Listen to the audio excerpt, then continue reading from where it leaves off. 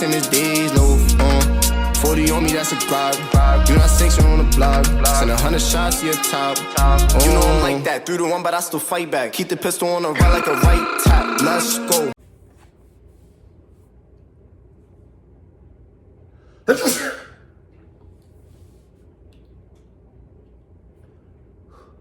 Sup? Though. Today's story is about a famous Hollywood actor who did something truly horrific. And surprisingly, not that many people know about it. But before we get into today's story, if you're a fan of the strange, dark, and mysterious delivered in story format, then you've come to the right channel because that's all we do, and we upload 2 or 3 times every week. So if that's of interest to you, please offer to make the like button their favorite food, a burrito, but separate the meat, cheese, rice, and sour cream into 4 distinct sections before rolling it up. Also, please subscribe to our channel and turn on all notifications so you don't miss any of our weekly uploads. All right, let's get into today's story.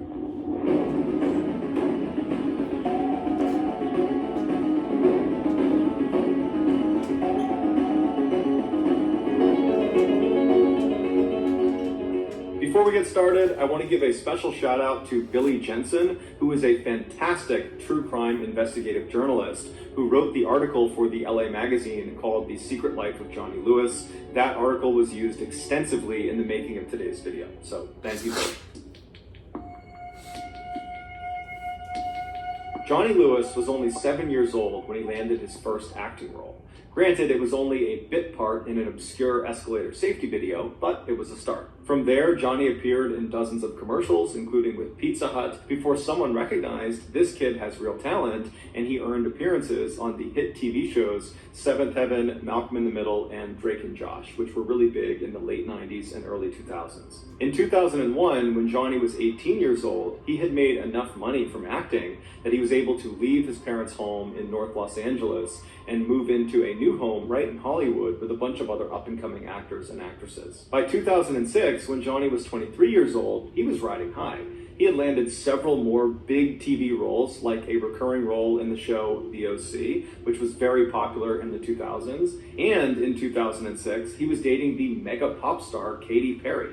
And although their romance was relatively short, apparently it was very intense because Katy would go on to write 2 songs that were apparently about Johnny. But Johnny's real rise to stardom occurred 2 years later in 2008 when he was cast as the character Half Sack on the critically acclaimed motorcycle drama Sons of Anarchy. While the show made him famous and fabulously wealthy, Johnny was growing concerned with the direction the show was taking. He felt like it was becoming too violent. Johnny liked reading poetry and studying philosophy and staying up late drinking tea and playing chess. He did not like acting out scenes of gratuitous violence. It just wasn't who he was. So after being on the show for 2 seasons very successfully, he was a very popular character. He went to the writers and said, "You gotta write me out of the script. I can't do this anymore." The writers were totally caught off guard and begged him to stay, but he had made up his mind, and so in 2009, his character was killed off.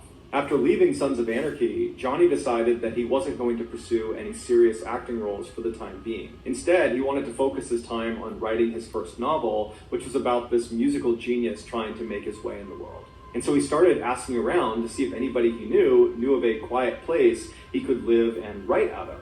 And his photographer said, "I think I know the place." It was called the Writer's Villa, and it was this beautiful... I'm getting sus vibes already. I'm so...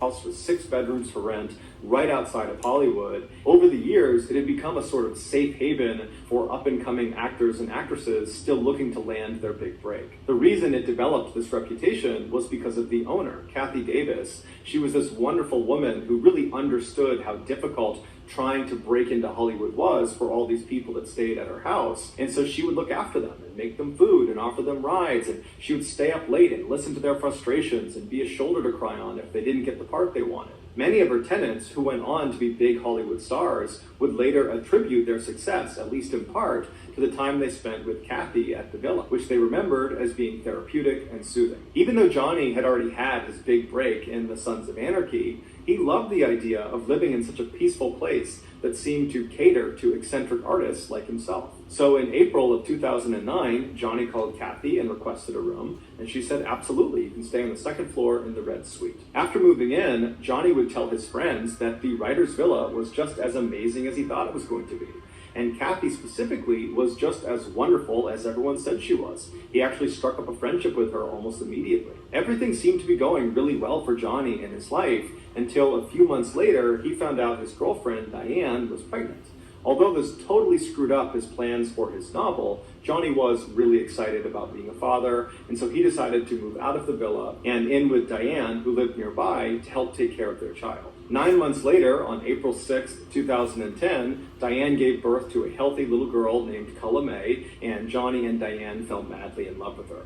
But unfortunately, Johnny and Diane's love for each other faded quickly after becoming parents, and before long, Johnny had moved out and back in with his parents. Not long after that, Johnny and Diane became embroiled in this really vicious, long custody battle over Culla May, which ultimately Johnny lost, which was devastating for him. A few months later, in October of 2011, when Johnny was still living with his parents, he decided to take his motorcycle out and just go ride around and clear his head.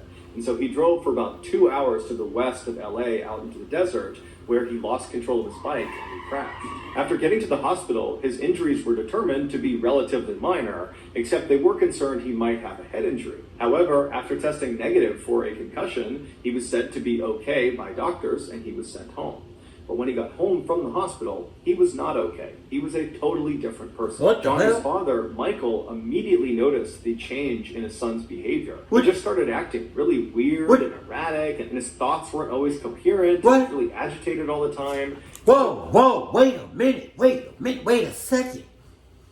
Wait a second, what did Kevin Hart say? You're not about to just talk past like you didn't say what you just said. Hold on. I said, wait a minute. Wait a minute. Wait, first of all, you're not going to speed past that like you didn't just say what you just said. Hold on. You said the doctors, right? Okay by doctors, and he was sent home. Okay by doctors, and you were sent home. Okay by doctors.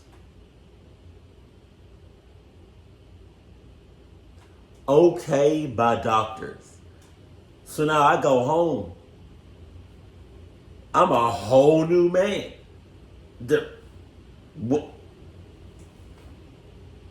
I got boogers. Some that. Were those sus doctors? Were those doctors in cahoots? Were those cluck doctors? Oh no!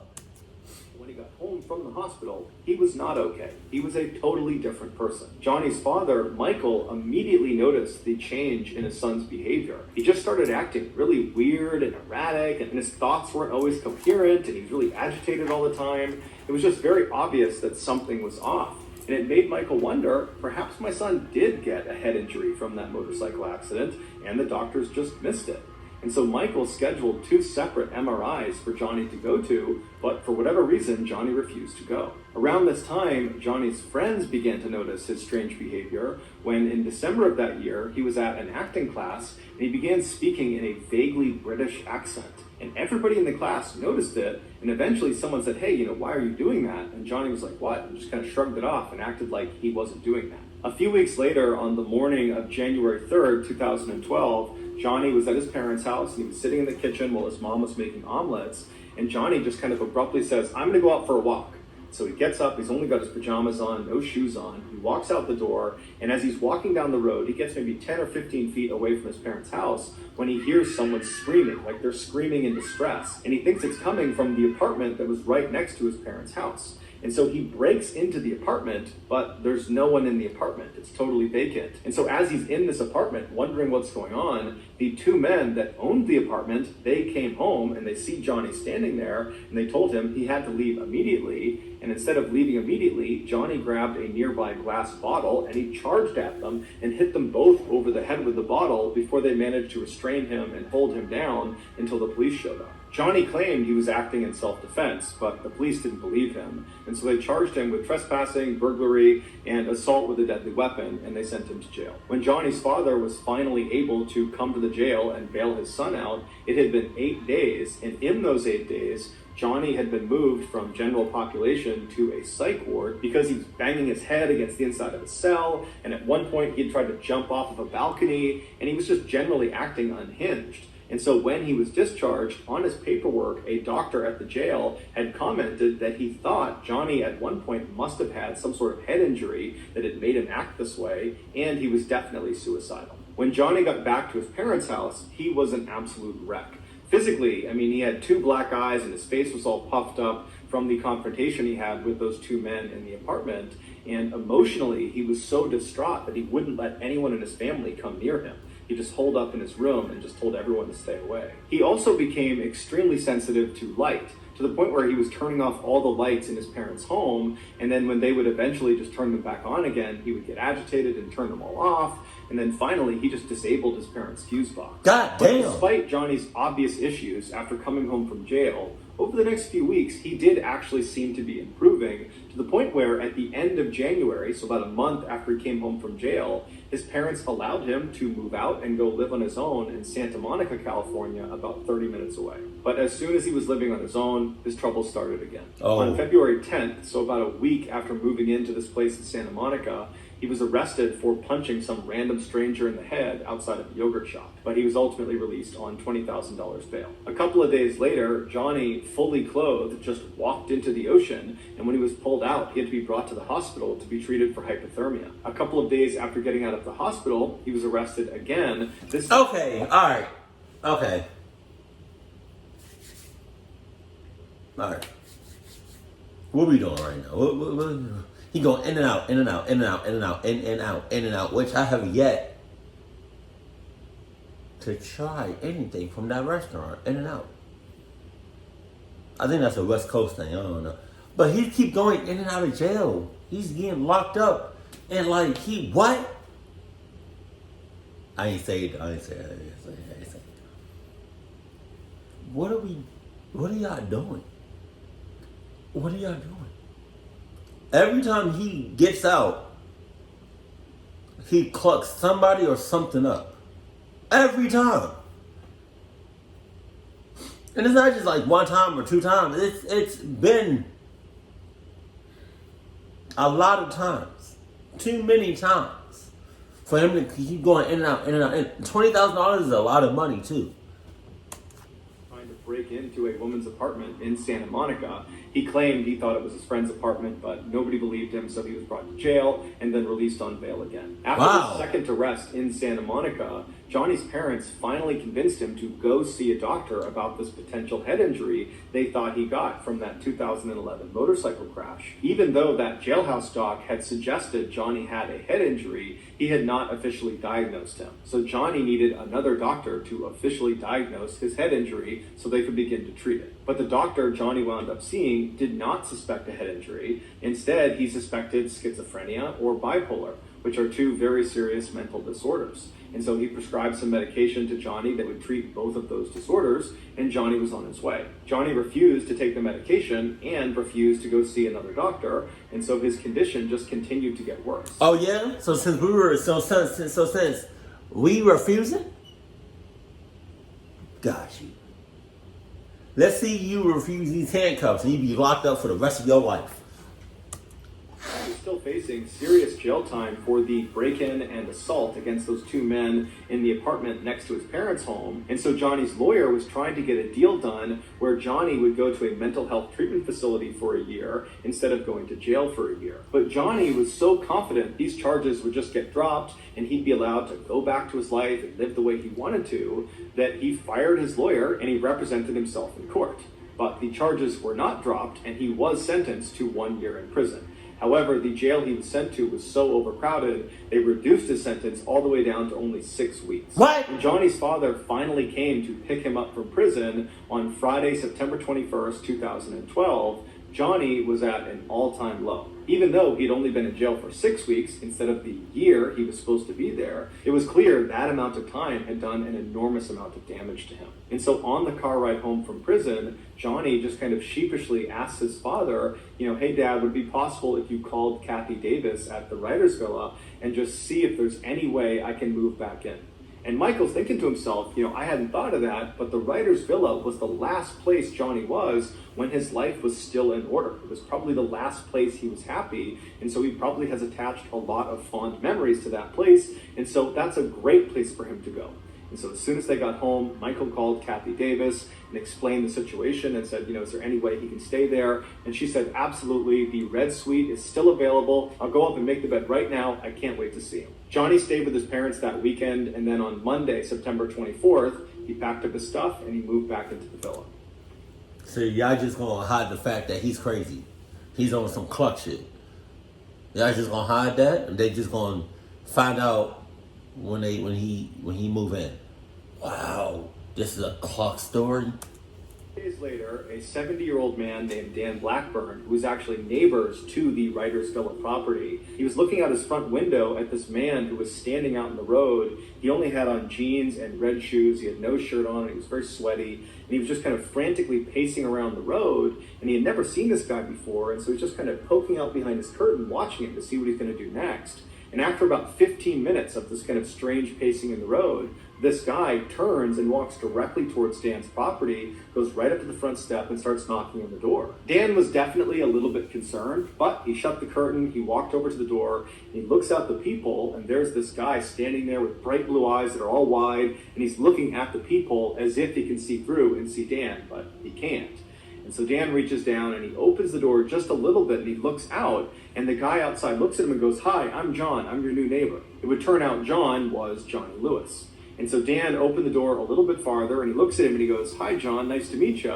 And before the two men could have any sort of conversation, Johnny just abruptly turned around and walked away. And so Dan is totally puzzled by this strange interaction he's just had with Johnny Lewis. And he's watching him as he just walks back to the road, he walks back over and goes inside the villa and disappears. And so Dan kind of shrugs it off, he shuts his door, locks it, and goes back. Shrug it off my ass.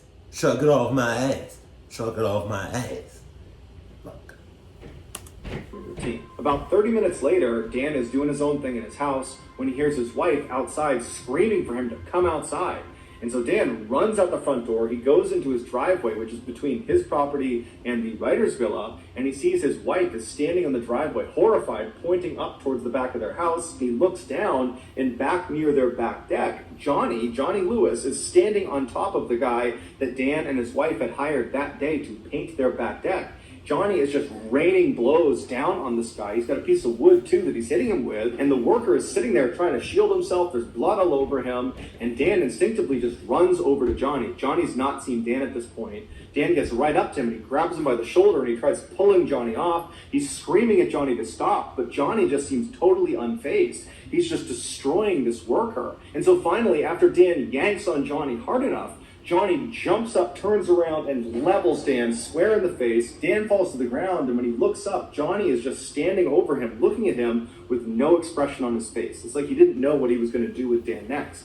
So he just stood there and stared at him. But Dan wasn't going to waste any time. He jumped up, and he clocked Johnny square in the side of the head, but it had no effect on Johnny. He still just stared at Dan, completely expressionless. And so Dan grabbed a nearby lawn chair and practically broke it over the head of Johnny, but again, it had no effect on Johnny. He just stood there completely expressionless, staring at Dan. And so at this point, Dan just grabs the worker who can barely stand, and he runs back down the driveway, he grabs his wife, and they run towards the house to go inside. And the three of them manage to get inside the house, and as they're shutting the big, heavy door, Johnny comes bounding up, and he gets right in front, and he jams his arm in the space between the door and the wall. So they can't close the door because it's getting stuck on his arm.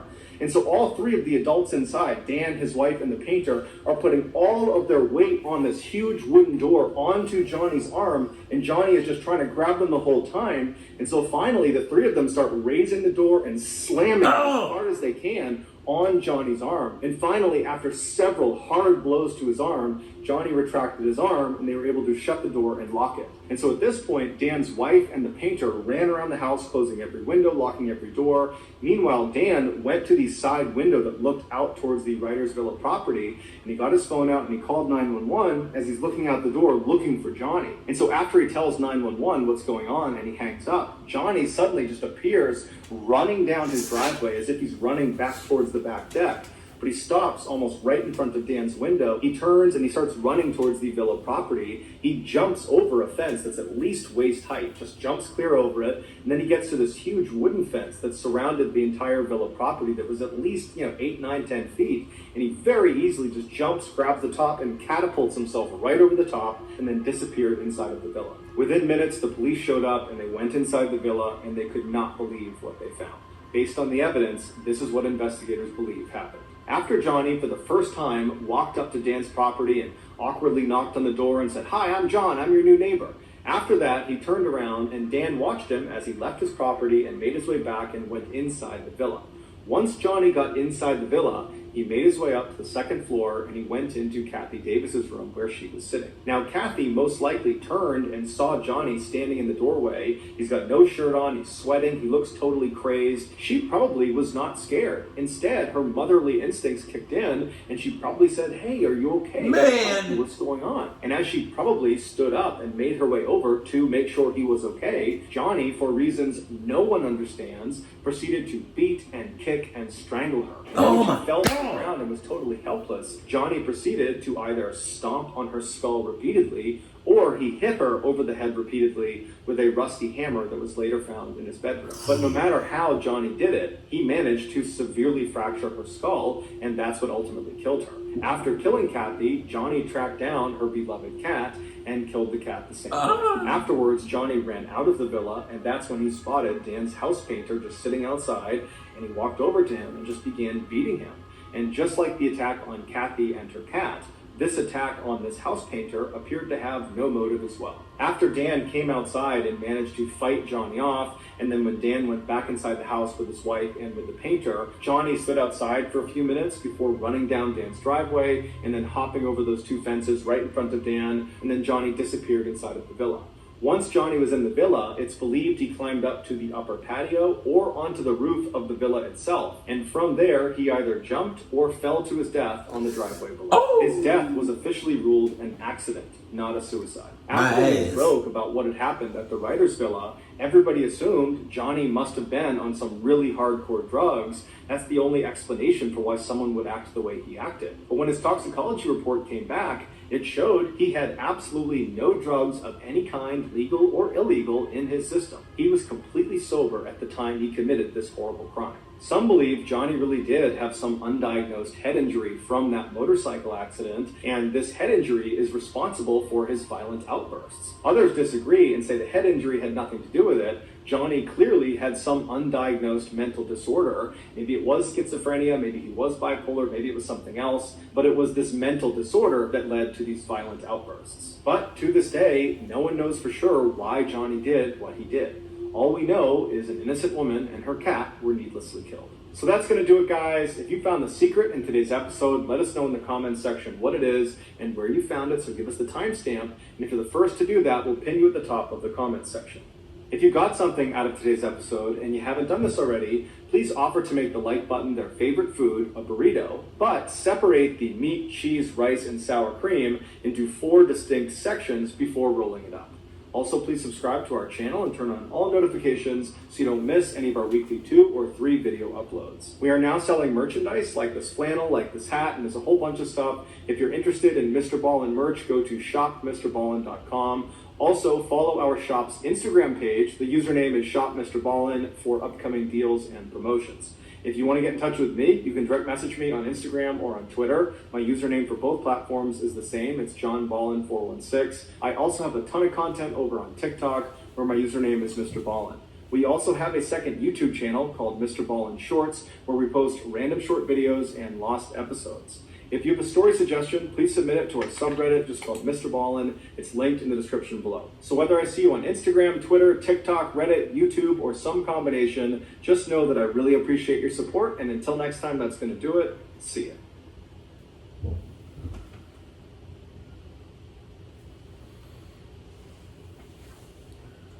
Hey, watch out for your neighbors.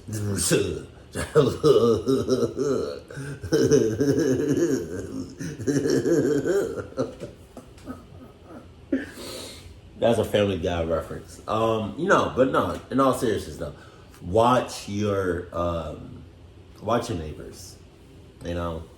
And if you have an accident and the doctors say, you know what I mean, you good. It's especially if it's like a car accident and the doctors say you good.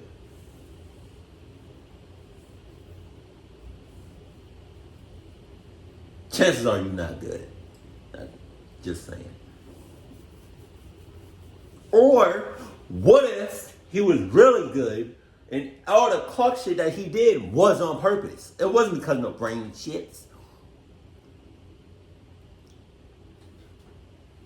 Hey, I don't know. All I know is I better not see that motherfucker. If I do, I'm clucking them up on the spot. Keep it cool. Keep it classy. And I love you. Stay happy. My family.